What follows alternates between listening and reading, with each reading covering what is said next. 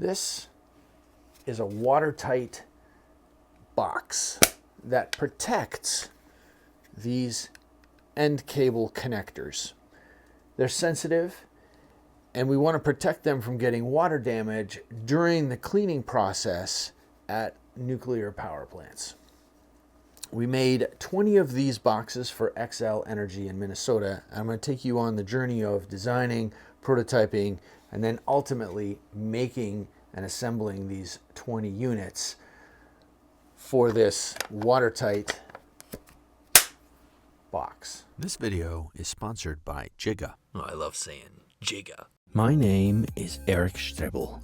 I'm an industrial designer. Welcome to my channel about product design and making. Do you ever get home with all your things, but you have nowhere to set them, so they all just end up in an ugly, disorganized, and hard to work with pile like this, causing you unneeded stress? Well, don't let it ruin your life. Just get an Alfred backpack hanger. It's reliable, versatile, sturdy, and it holds your stuff. Available in stainless steel and aluminum. Get yours today.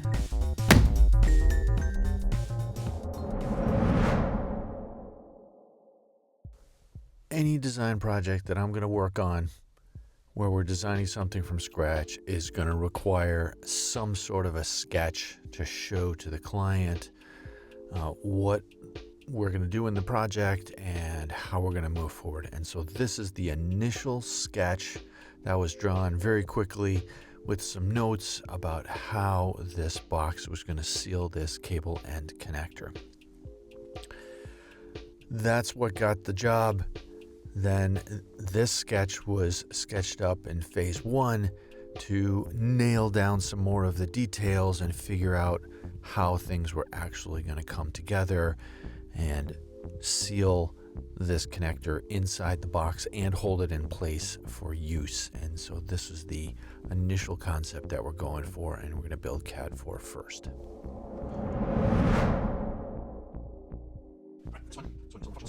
All right, so this is one of the early printed boxes with an off-the-shelf gasket at the top and the snap on the side to seal the box.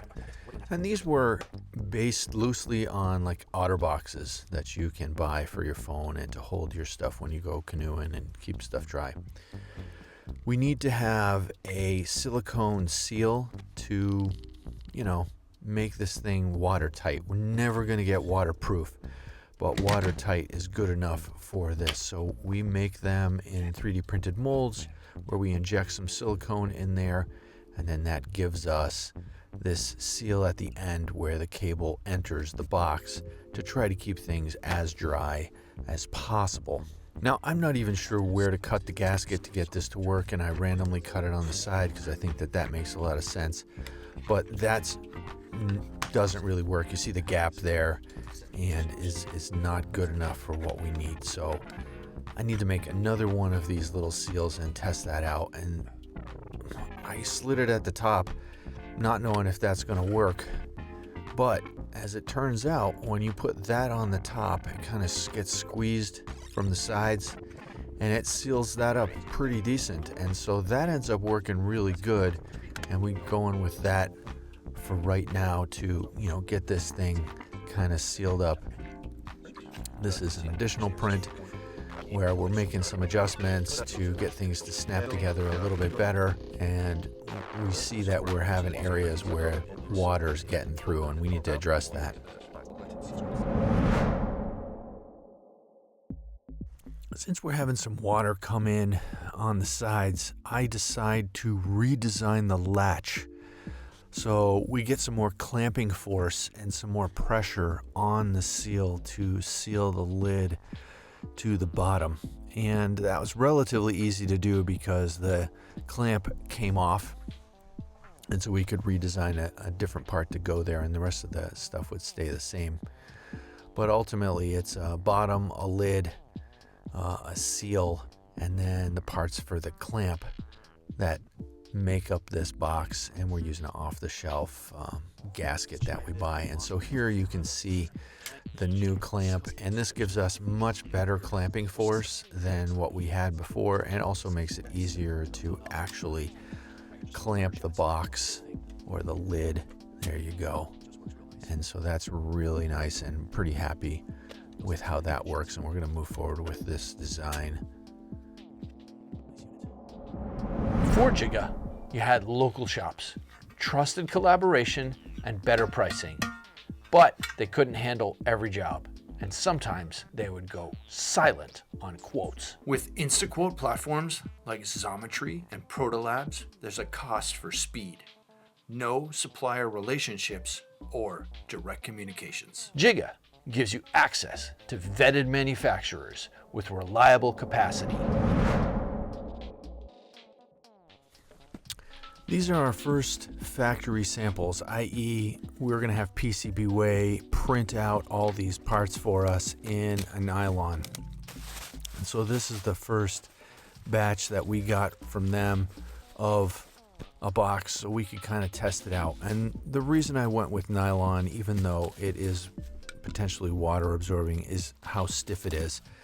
And that was going to be really great for this product, because rigidity is important to help us seal all the way around and keep that seal and prevent any moisture from entering into the container. So this is a pretty nice part.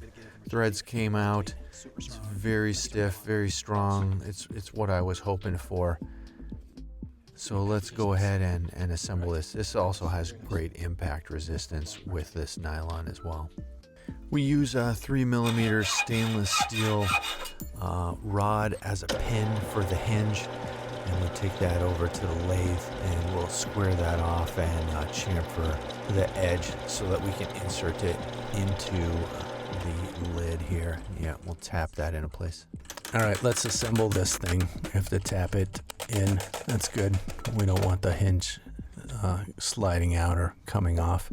And there's actually still powder inside the 3D printed nylon parts. So we have to get that out. Yeah, that's 100% Chinese powder right there. All right, and the little short pieces go on there as well to hold the other hinge on. Tap that all together. And these are, again, off-the-shelf silicone O-rings that we just buy in bulk. We spec out what we want. The lid's built to a certain size, and we just get the O-ring to fit in that groove. We'll make a new seal for the end. I think we end up making these seals a little oversized just to get some extra compression on them. We'll chase the threads on the lid locks here, and they just need to be cleaned up a little bit because they're 3D printed. They're actually halfway decent. Then we use grub screws. We end up using stainless steel grub screws in the end. These are still test parts. And that way, if something fails, one of these hinges were to fail, or a lid fails, or a part fails, or whatever, it's all serviceable. Meaning we can just print new ones or have new ones made and replace the parts that are broken, and then address that issue.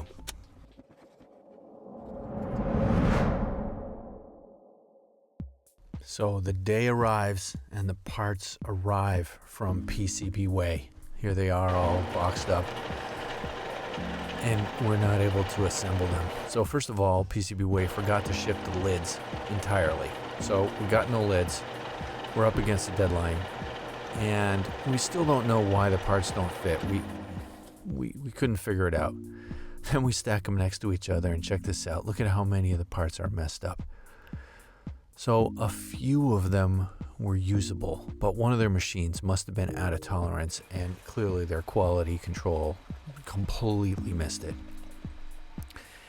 And so we had to come up with a solution. So we ended up printing all of the parts on our Formlabs Form 4 machine in Tough 2000, which is an ABS-like material. Now, it's not quite as rigid as the nylon stuff that we had printed or had hoped, but we had a deadline. We overnighted resin. We didn't have a choice. We had to get these things together and then out to the client by a certain date. And so we ended up 3D printing, I think, all the lids, of course, and some of the boxes and some of the other parts, because we just didn't have another choice. So let's assemble one of these things. The stainless steel pins for the locking mechanism go in here, and we got the stainless steel grub screws for that. We used this softer silicone gasket for the lid to help us get a good seal.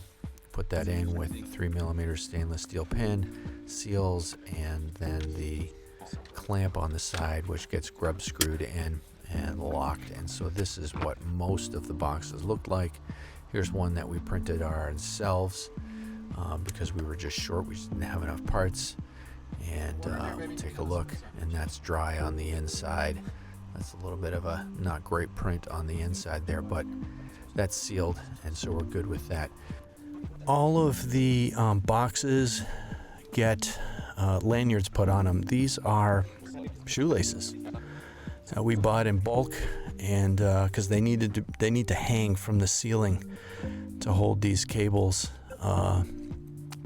and to keep the ends from getting wet, and so they all have these cables on them that allow them to hang them from hooks or something. I've never been in the reactor, underneath the reactor chamber, to actually see what it looks like, but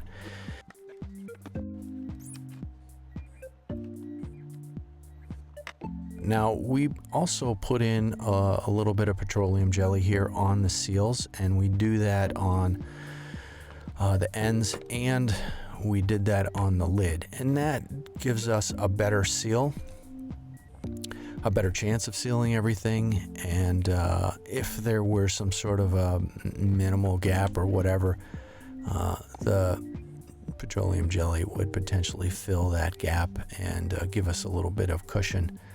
But we do that, and it also helps the seal go in better and seat in the part correctly. So, you know, some lubrication is a requirement. It's like any other piece of equipment. So let's take a look at how one of these is assembled and used out in the field. This is how the box will come.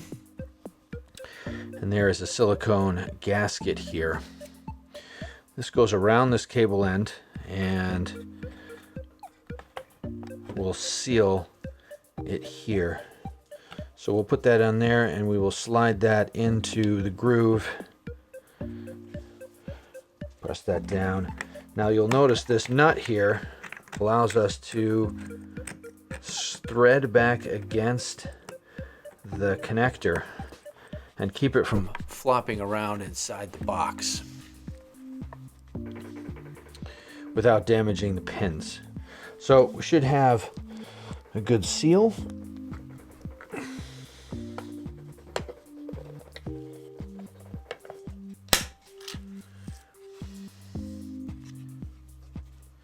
The boxes end up being hung from the ceiling during the cleaning process and should keep the connector clean and dry during the cleaning process inside the nuclear power plant. To remove them is pretty straightforward. You can loosen the little nut here.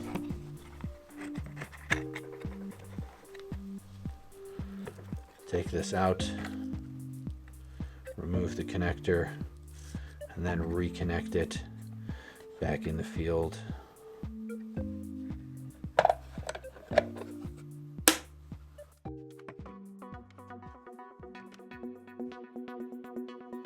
Make sure you give the video a thumbs up, and don't forget to subscribe if you haven't already done so. Make sure to hit the bell so you get notifications every time I have a new video. Don't forget to follow me on social media at Botzen Design. I'm now on Blue Sky, and unfortunately still on Instagram. Rock on. Hey, don't forget to check out all the merchandise below this video, including the Alpha backpack hangers, the Eco Grip blade handles, and the Lure Lock squeeze bottles, all sold directly from our website, Botzen.com. Click here to check out some of the other design and making videos that I have that you might enjoy.